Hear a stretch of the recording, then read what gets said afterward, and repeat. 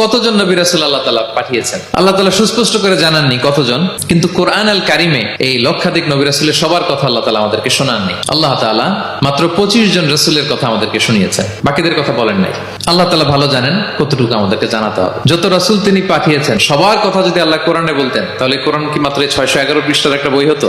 10 খণ্ড, 15 খণ্ড, 20 খণ্ড। এজন্য আল্লাহ তাআলা সব নবীদের কথা আমাদেরকে শোনায় নাই, মাত্র 25 জন নবীর কথা কোরআনে আল্লাহ শুনিয়েছেন। আল্লাহ বলেন রুসুলান কদ কসাসনাহুম আলাইকা মিন ক্বাবলু ওয়া রুসুলান লাম নাকসুসহুম আলাইক। নবী হে, অনেক রাসূলের কথা আপনাকে শুনিয়েছি, আবার অনেক রাসূলের কথা আমি শোনাই নাই। যাদের কথা শোনানোর প্রয়োজন মনে করেছি তাদের কথাই আমি শুনিয়েছি। তাহলে আমরা বুঝলাম কোরআনে বর্ণিত হয়েছে 25 জন, এবং এই 25 জন নবীর মধ্য থেকে 6 জনের নামে আল্লাহ 6টা সূরা ডেডিকেট করেছেন কোরআনে।